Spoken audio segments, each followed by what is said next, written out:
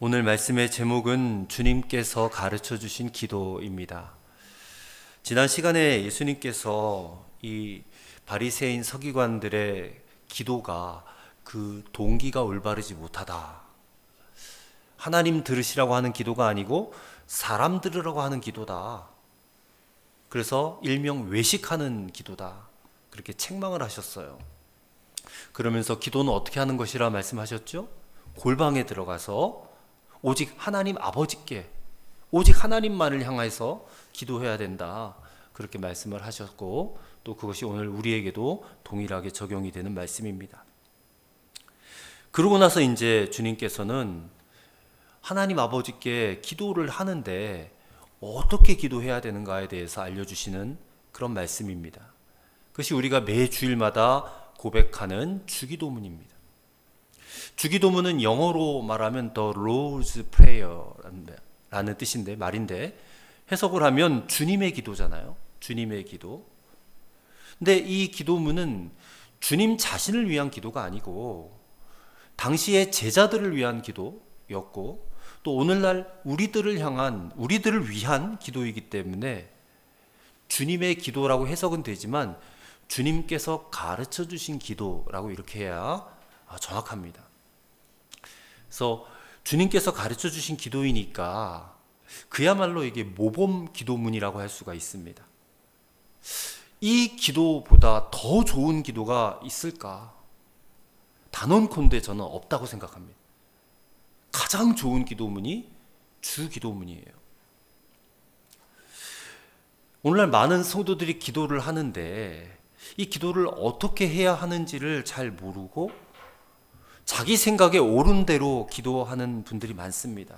그러다 보니까 기도가 중구난방이고 뒤죽박죽이고 제멋대로예요. 근데 예수님 당시의 제자들도 그랬던 모양입니다. 누가복음 11장에도 주기도문이 나옵니다. 누가복음 11장 1절부터 4절에 주기도문이 나오는데 이 마태복음과는 조금 달라요. 나중에 집에 가서 한번 보세요. 조금 다른데, 근데 상황도 좀 달라요. 이 주기도문을 예수님이 가르쳐 주시는 상황이 조금 달라요. 누가복음의 상황에서 보면 어떤 제자 중에 한 사람이 예수님께 주님, 우리에게 기도를 좀 가르쳐 주세요 하고 요청을 해요. 요청을 해서 주님이 주기도문을 가르쳐 주셨는데, 근데 오늘 우리가 읽은 마태복음 본문은 상황이 좀 달라요. 자, 9절 상반절에 보면 그러므로 너희는 이렇게 기도하라, 이렇게 시작이 되고 있는데, 이 그러므로라는 말은 이 주기도문에 앞서 나온 예수님의 말씀과 연결이 된다라는 것을 뜻하는 낱말이에요. 그러니까 앞서 읽었던 앞서 있는 본문이 지난주에 제가 설교했던 본문이잖아요. 5절부터 8절까지의 내용을 전제로 한다라는 것입니다. 그래서 앞에 본문에서는 아까도 말씀드렸듯이 유대인들의 잘못된 기도를 예수님이 책망하면서 너희가 남에게 보이기 위한 외식적인 기도하면 안 돼. 중언부언하는 이방인의 기도하면 안 돼. 그렇게 하지 말고 이제는 내가 너희에게 가르쳐준 대로 이렇게 기도해야 돼 하면서 자연스럽게 주기도문을 알려주시는 거예요. 그래서 제자들을 위한 기도고 또 우리들을 위한 기도의 모범 이라는 뜻으로 너희는 이렇게 기도하라, 이렇게 말씀을 하시는 것입니다. 그렇다면 또 이렇게 오해를 할 수가 있어요. 다른 기도는 하지도 말고 오직 주기도문으로만 기도를 해야 되냐? 그런 얘기는 아닙니다. 오직 이 기도만 정확한 기도고 완전한 기도니까 이 기도만 해야 돼, 그런 뜻은 아니에요. 주기도문을 가르쳐 주신 목적은 이 주기도문에 담겨져 있는 내용 그리고 형식에 따라서 기도하라, 그런 얘기입니다. 그래서 우리가 하나님 앞에 많은 기도를 드릴 수가 있는데 그 많은 기도, 모든 기도는 이 주기도문의 틀, 그러니까 형식과 내용에 따라서 기도를 하셔야 된다, 그 얘기입니다. 주기도문, 이 짧은 기도문 속에는 기도의 중요한 요소들이 분명하게 담겨져 있어요. 주기도문은 크게 네 부분으로 나눌 수가 있는데 첫 번째는 호칭입니다. 하나님을 불러야죠. 하늘에 계신 우리 아버지하고 하나님을 불러요. 그 다음에 두 번째는 9절부터 10절까지인데 하나님을 위한 기도가 세 가지가 나와요. 하나님을 위한 기도가 세 가지. 그 다음에 세 번째는 11절부터 13절까지인데 그것은 우리 자신을 위한 기도가 네 가지가 나와요. 그러면 하나님을 위한 기도 세 가지, 우리 자신을 위한 기도 네 가지에서 총 7가지의 기도 제목이 주기도문에 들어가 있고, 그 다음에 마지막 네 번째가 송영이라고 합니다. 송영에 대해서는 이따가 말씀을 좀 드릴게요. 자, 기도의 모범이라고 하는 면에서 주기도문은 어떻게 보면 기도의 순서에 대한 가르침이라고도 할 수가 있어요. 기도의 순서. 여러분, 대부분 우리가 기도할 때에 하나님 아버지 하고 부른 다음에 곧바로 대뜸 뭘 해달라고 하는 기도부터 그냥 계속해서 나오잖아요. 근데 뭘 해달라고 하는 기도는 우리가 간구라고 하는데, 물론 기도에 있어서 간구는 꼭 들어있어야 될 내용이긴 해요. 근데 문제는 이렇게 대뜸 그냥 간구부터 시작하는 것은 순서에 맞지 않는다라는 것입니다.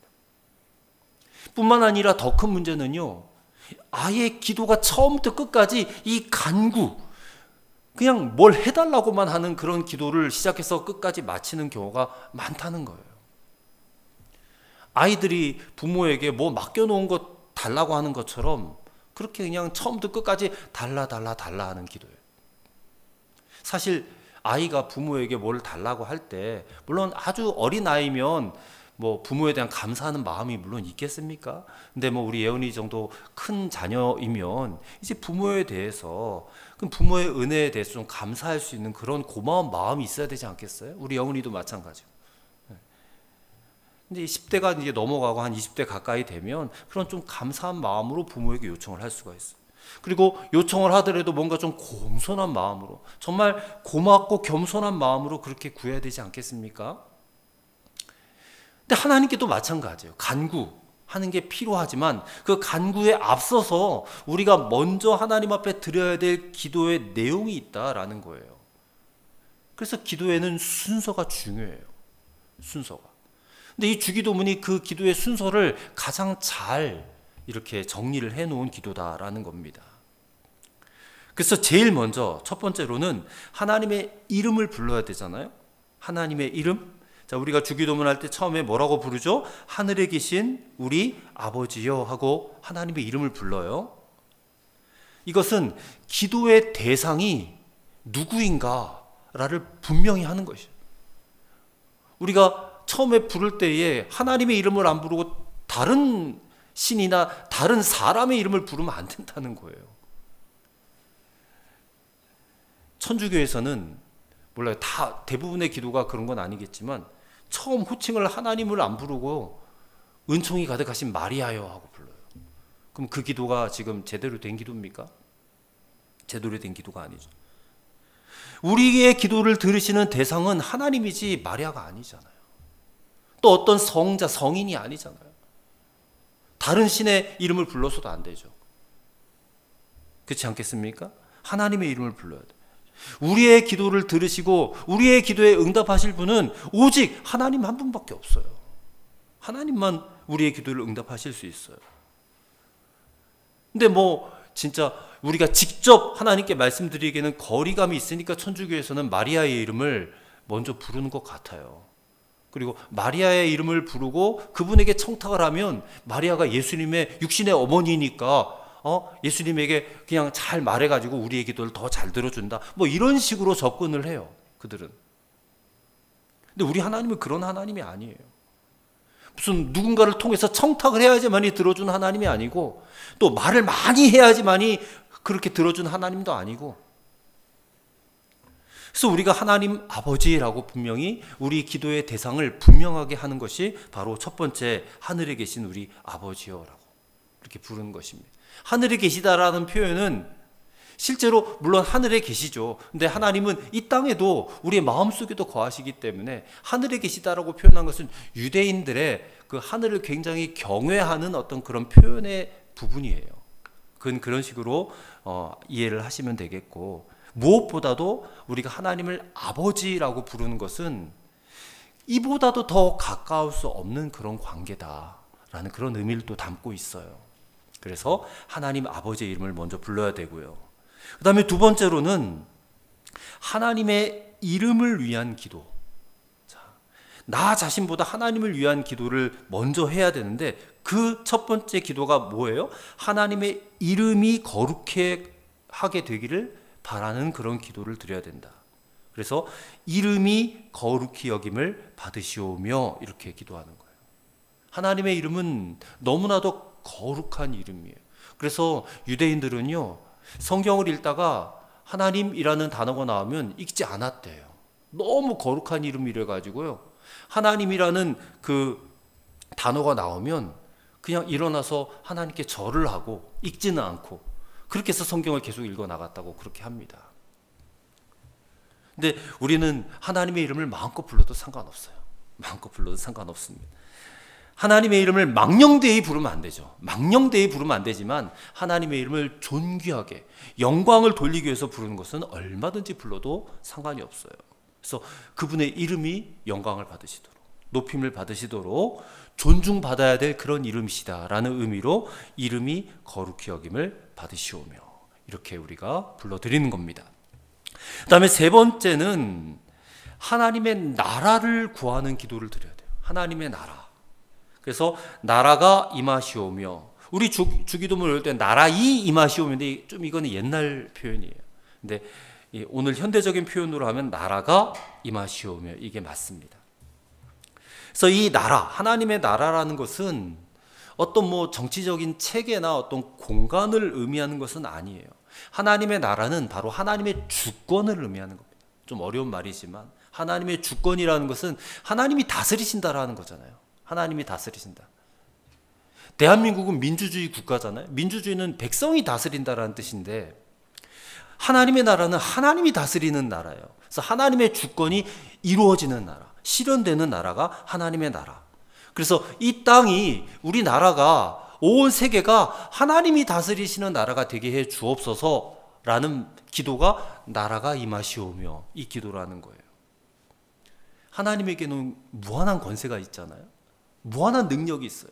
그래서 그분을 우리는 전지전능하신 하나님이라 그러는데 그 무한하신 하나님의 권세 앞에 이 땅의 모든 권세들이 굴복하는 현장, 그 현장이 바로 하나님의 나라가 되는 것입니다. 그리고 가장 중요한 것은 우리 자신이잖아요.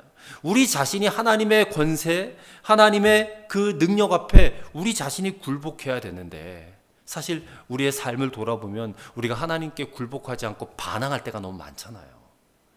하나님의 말씀에 100% 온전하게 순종해야 되는데 내 뜻에 맞는 것만 순종하고 내 뜻에 맞지 않는 거 순종 안 하잖아요, 우리는. 그러니 어떻게 보면 내 삶은 하나님의 나라가 이루어지지 못하고 있는 것이나 다름이 없는 거예요. 그러니 나라가 임하시오며라고 우리가 주기도문을 고백할 때에 하나님, 순종하지 못하는 내 삶이 온전히 하나님 앞에 굴복하고 꺾어져서 복종하게 해 주옵소서라는 그런 기도가 되는 거예요. 내가 하나님 앞에 굴복하게 해 주옵소서. 또 이 나라와 이 사회 속에 하나님을 대적하고 대항하는 온갖 불의와 거짓과 죄악들이 꺾어지고 하나님의 정의가 온전히 이 땅에 실현되게 해 주옵소서라는 기도가 나라가 임하시오며 그런 의미가 담겨져 있어요.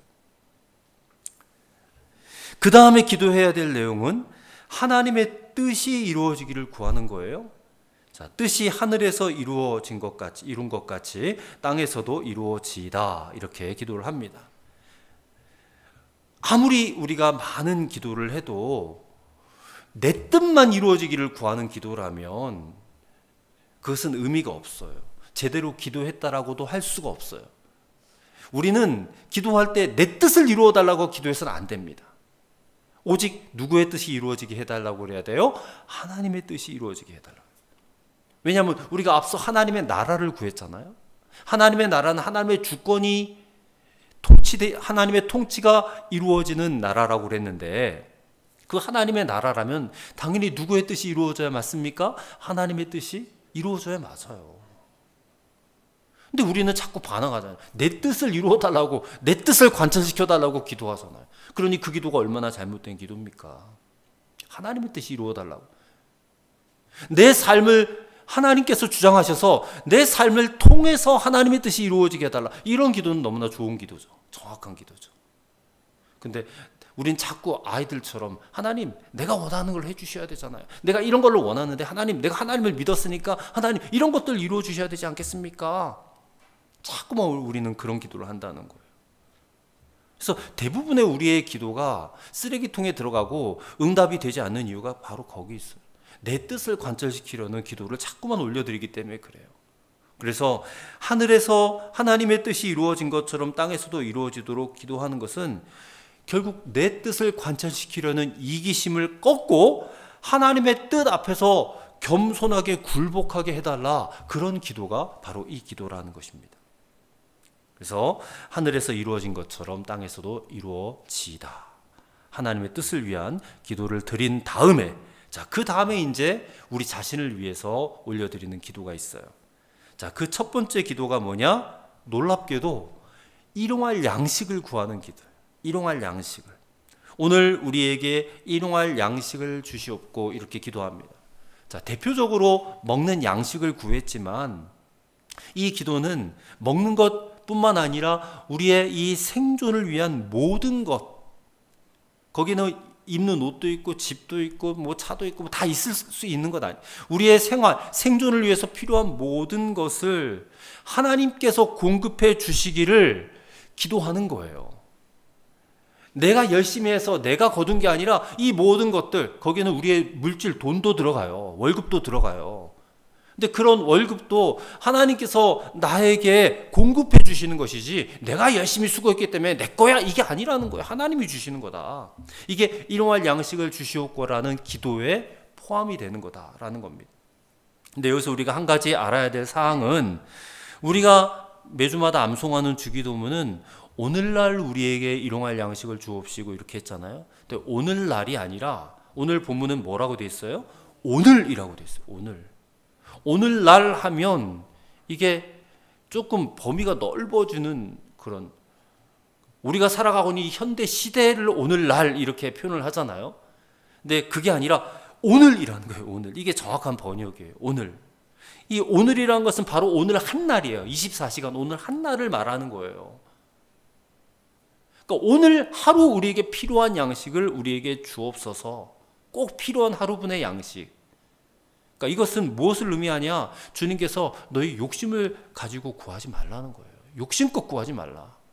오늘 한 날 필요한 양식만큼만 구하라는 거예요. 구약에서 이스라엘 백성들이 광야 행진을 할 때에 날마다 하늘에서 만나가 내려왔어요. 그래서 이 만나가 내일은 혹시 내리지 않을까 해가지고 오늘 하루치만 거두는 게 아니라 이틀치, 3일치, 일주일치를 거둬들인 사람들이 있었단 말입니다. 그러면 그 만나가 어떻게 된지 아세요? 하루 지나니까 다 썩어 곰팡이가 나버렸어요. 이틀치, 3일치, 일주일치를 거둔 사람들을 하루치만 먹고 나머지는 다 쓸데없어졌다는 거예요. 쓰레기가 되고 말았다는 거예요. 그것을 무엇을 의미하는 것입니까? 욕심껏 구하지 말라는 거예요. 욕심으로 구하지 말라. 정욕으로 구하지 말고. 일용할 양식은 겸손하게 오늘 꼭 내게 필요한 만큼만 구하라. 이제 그런 의미입니다. 그래서 잠언 30장 8절 9절에 보면요, 이런 기도가 나와요. 잠언 30장 8절 9절입니다. 나로 가난하게도 마옵시고 부하게도 마옵시고 오직 필요한 양식으로 내게 먹이시옵소서. 혹 내가 배불러서 하나님을 모른다 여호와가 누구냐 할까 하오며 혹 내가 가난하여 도적질하고 내 하나님의 이름을 욕되게 할까 두려워함이니이다. 자, 이 잠언 30장 8절 9절에 이것도 기도거든요. 이 기도가 이 주기도문에서 일용할 양식을 구하는 기도에 가장 적합한 기도예요. 여러분 잠언 30장 8절 9절에 거기에 형광펜 딱 칠해놓고 계속해서 읽어보세요. 계속해서 기도해보세요. 정말 일용할 양식을 구하는 적합한 기도가 잠언의 기도입니다. 자, 그 다음 기도, 이 기도가 핵심인데요, 죄 용서의 기도입니다. 죄 용서. 우리가 우리에게 죄 지은 자를 사하여 준 것 같이 우리 죄를 사하여 주시옵고. 자, 이 죄 용서의 기도는요, 예수님께서 주기도문을 가르쳐 주신 핵심이에요. 핵심. 그것은 이 주기도문을 가르쳐 주신 후에 계속해서 14절 15절의 말씀을 보시면 죄 용서의 문제를 계속해서 다루고 계세요. 자, 14절 15절을 같이 읽겠습니다.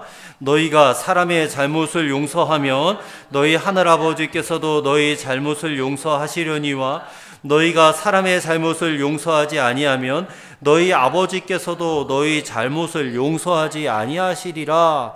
자, 우리가 남들이 나에게 어떤 잘못을 저지를 때가 있어요. 죄를 지을 때가 있고 과실, 실수를 범할 때가 있을 때에 우리가 그들을 먼저 용서해 주라는 거예요.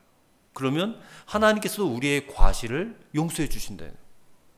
근데 우리가 만약 그들을 용서하지 않아요. 그러면 하나님도 우리를 용서하지 않는데요. 야, 이거 굉장히 무서운 말씀 아닙니까? 그래서 이 말을 또 이렇게 오해해요. 내가 하나님의 용서를 받기 위해서 나는 내 마음은 원하지 않지만 하나님의 용서를 받기 위해서 내가 다른 사람들을 용서를 해줘야 되겠어. 이렇게 생각을 해요.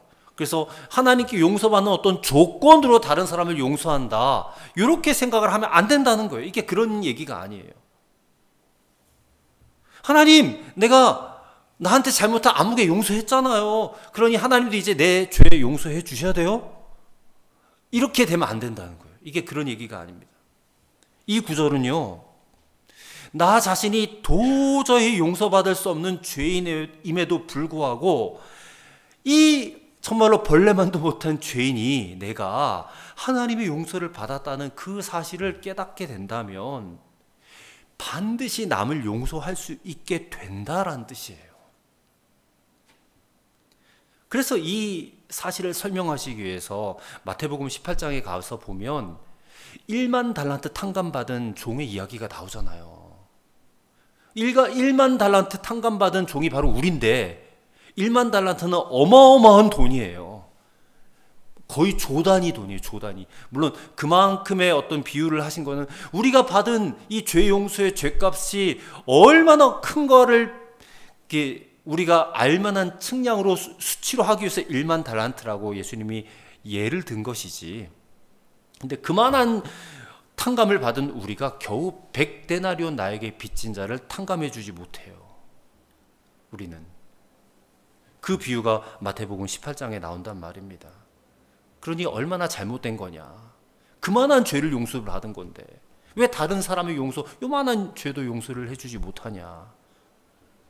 그래서 이 주기도문의 이 핵심 중에 핵심을 죄 용서라고 보신 이유가 바로 여기에 있어요. 왜냐하면 죄 용서가 되어야지 이게 은혜의 통로가 막히지 않기 때문에 그래요. 제가 몇 주 전에 악한 자를 대적하지 말라 설교할 때도 말씀을 드렸어요. 우리가 우리에게 죄 지은 자를 내가 용서를 하지 못해요. 여전히 앙심을 품고 저에게 반드시 내가 복수하고 보복하리라. 그런 마음을 갖고 있으면요. 누가 가장 손해를 보는지 아십니까? 바로 나 자신이 가장 손해를 봐요. 왜 그래요? 은혜의 통로가 막히기 때문에 그래요.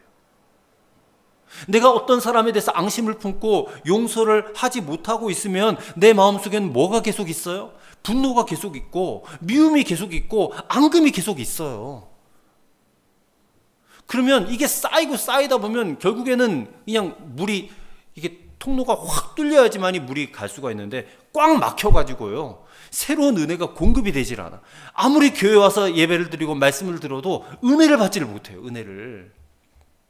삶 자체가 너무나 어렵고 무의미하고 그리고 답답해요. 답답해. 영적으로 꽉 막혀버린다는 거예요. 그러니 기도가 되겠어요? 기도도 막히는 거예요.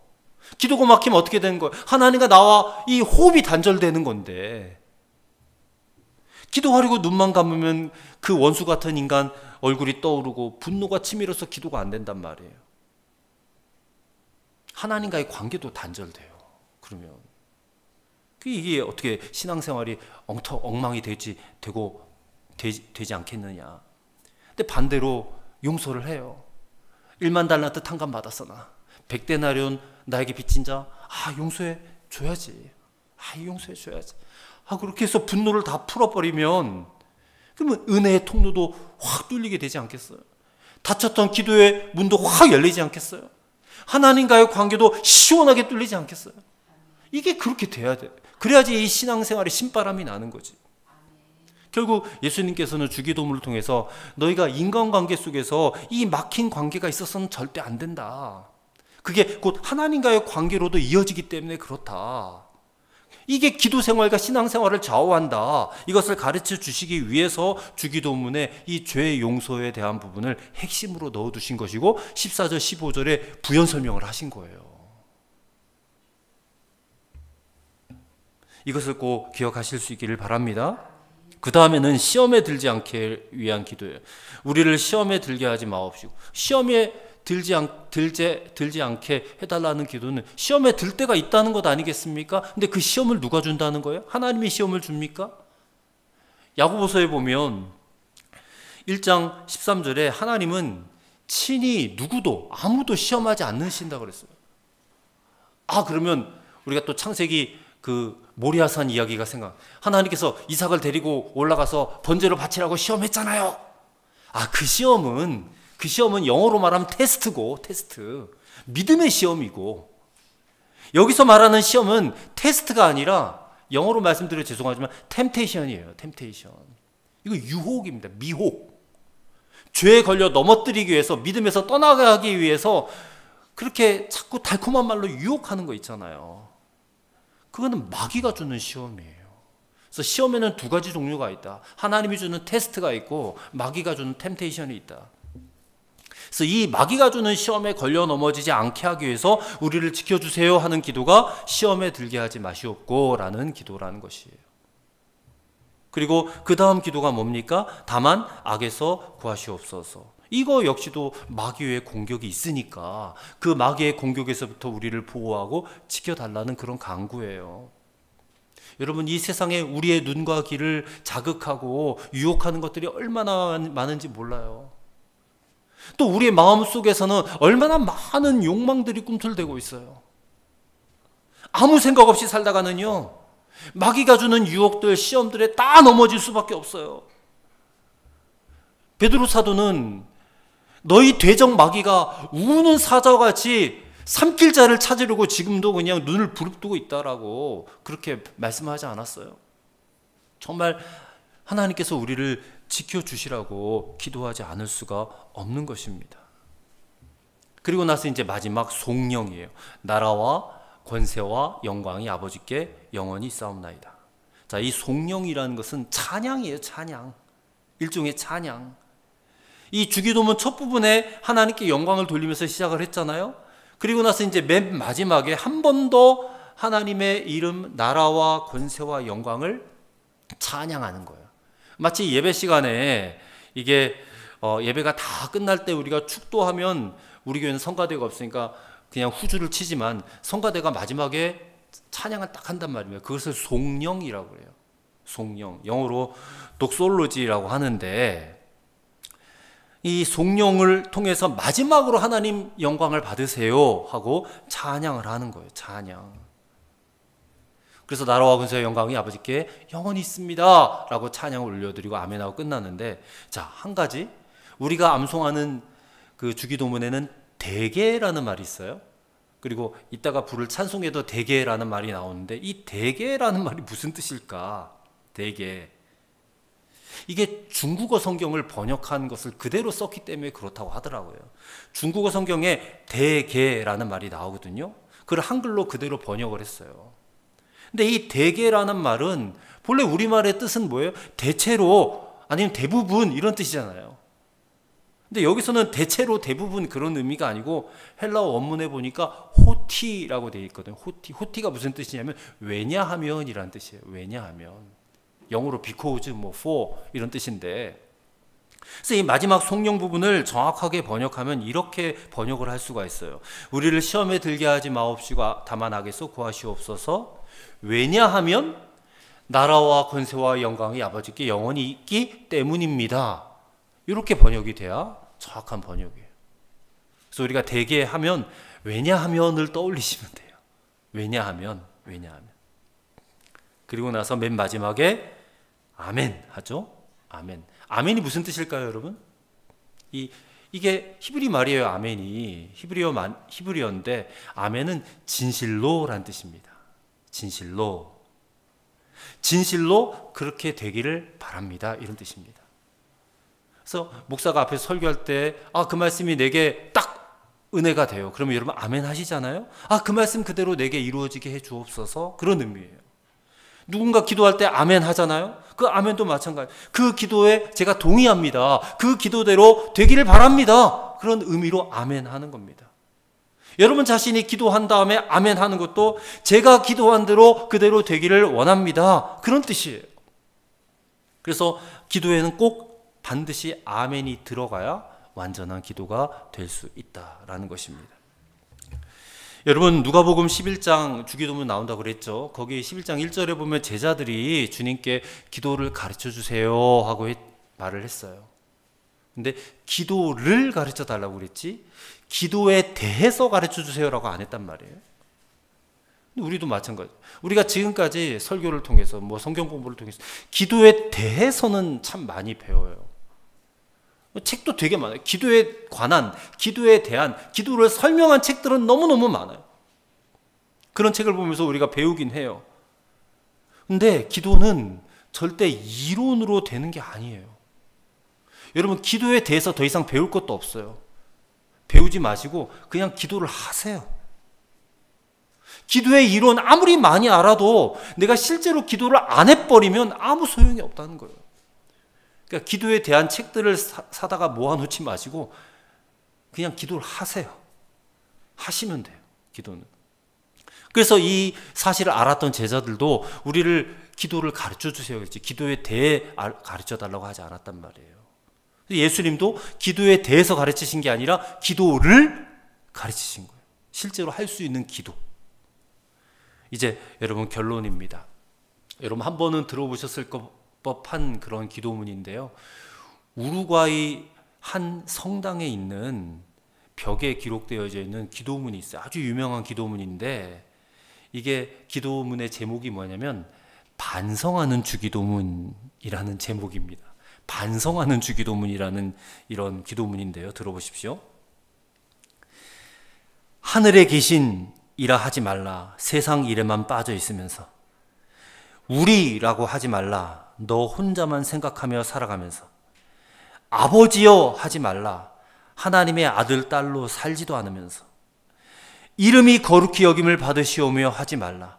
하나님의 이름보다 언제나 자기 이름을 빛내기 위해 안간힘을 쓰면서 나라의 임하옵시며 하지 말라. 하나님의 나라보다 물질 만능의 나라를 원하면서 뜻이 하늘에서 이룬 것 같이 땅에서도 이루어지이다 하지 말라. 언제나 내 뜻대로 되기를 위해 기도하면서 오늘날 우리에게 일용할 양식을 주옵시고 하지 말라. 가난한 이들을 본체만체 하면서 우리가 우리에게 죄 지은 자를 사하여 준 것 같이 우리 죄를 사하여 주옵시고 하지 말라. 아직도 누군가에게 앙심을 품고 있으면서 우리를 시험에 들게 하지 마옵시고 하지 말라. 언제나 죄 지을 기회를 찾아다니면서 다만 악에서 구하옵소서 하지 말라. 악을 보면서 아무런 양심의 소리를 듣지도 못하면서 아멘 하지 말라. 주님의 기도를 진정 나의 기도로 바치지도 않으면서. 여러분 이 기도문이 오늘 우리에게 주는 메시지가 참 충격적인 메시지예요. 그리고 우리를 굉장히 부끄럽게 하는 그런 기도문입니다. 우리가 하나님 앞에 드리는 기도가 얼마나 가식적이고 형식적이고 이기적인 기도였는가. 그것을 구구절절 정확하게 강하게 고발하는 기도문이에요. 그러니 이제는 정말 주님이 원하시는 기도를 드려야 하지 않겠습니까? 오늘 주님께서 가르쳐 주신 기도 얼마나 소중하고 귀한 것인지 몰라요. 그리고 얼마나 좋은 기도인지 모릅니다. 그리고 우리에게 이것보다 유익한 기도는 없어요. 여러분 그래서 여러분이 기도를 하시겠지만 내가 뭐라고 기도할지 잘 모르겠을 때는 정말 주기도문으로 10번, 20번, 100번 기도해 보세요. 예전에 조용기 목사님께서 그런 이제 설교를 하셨던 기억이 어렴풋이 나는데 정말 어떤 문제를 해결받고 싶으냐, 질병을 고침받고 싶으냐 그럴 때 주기도문을 맨날 100번씩 외우라고 그랬던 그 설교를 들은 적이 있어요. 물론 그게 뭐 정답이다라고 말할 수는 없겠지만 실제로 또 그 말씀을 주님의 음성으로 받아들여 순종한 성도들이요, 그런 기적을 체험하셨다고 하더라고요. 뭐 그게 다 우리에게 적용이 된다 그런 얘기는 아니지만, 근데 그만큼 주기도문 소중한 기도이고 꼭 필요한 기도이고 많이 해도 지나치지 않는 기도다라는 것을 강조하는 의미로 저는 받아들였어요. 근데 이 기도를요, 그냥 의미 없이 그냥 암송을 위해서, 그냥 암송하는 것으로 의미를 두고 그냥 후다닥 기도해버리면 30초도 안 걸리잖아요. 형식적이고 습관적으로 외우는 기도로 그냥 치부하지 마시고, 여기에 담겨져 있는 기도의 내용 제가 간략하게 말씀드렸지만 사실 이 주기도문 갖고 7주를 설교를 할 수도 있어요. 사실은 하나하나의 의미를 깊이 들어가서 설교를 할 수도 있지만, 오늘 우리는 잠깐 이렇게 언급하고 마치지만 여기에 내용의 하나하나 의미를 곰곰이 되새기면서 간절하게 기도해 보시는 여러분들이 되시기를 바랍니다. 저는 주기도문을 통해서 정말 저와 여러분이 하나님과의 관계가 정말로 활짝 열려지기를 바라요. 그래서 말할 수 없이 풍성한 은혜가 우리에게 임하여지게 되기를 저는 간절히 소망합니다. 그 하나님과의 친밀한 관계 속에서 우리가 하나님과 늘 교제하고, 또 우리의 삶 속에서 하나님께서 마음껏 역사하실 수 있는 그런 놀라운 은혜를 우리가 날마다 체험하면서 살기를 바랍니다. 오늘 말씀을 잘 새겨 들으시고 주기도문으로 정말 잘 기도하시고 하나님의 은혜를 마음껏 체험하시는 그런 여러분과 저가 되기를 주의 이름으로 축원합니다. 기도합니다. 하나님 아버지, 지금까지 우리의 기도를 돌아볼 때에 정말 간구 일색이었음을 깨닫게 하시고, 또한 부끄러운 마음을 금할 길이 없습니다. 주님께서 가르쳐 주신 이 기도를 통해서 기도의 모범을 깨달았습니다. 이제부터 무조건 달라고만 기도할 것이 아니라 주기도문에 담겨있는 주님의 정신을 본받아서 올바른 순서와 의미를 따라서 기도하게 하여 주옵소서. 기도의 응답을 위해서 은혜의 통로가 막히지 않도록 우리의 이웃의 죄를 용서하게 하옵시고, 나는 1만 달란트 탕감받은 죄인이란 사실을 절대로 잊지 않는 우리 모두가 되게 하옵소서. 예수님의 이름으로 기도하옵나이다. 아멘.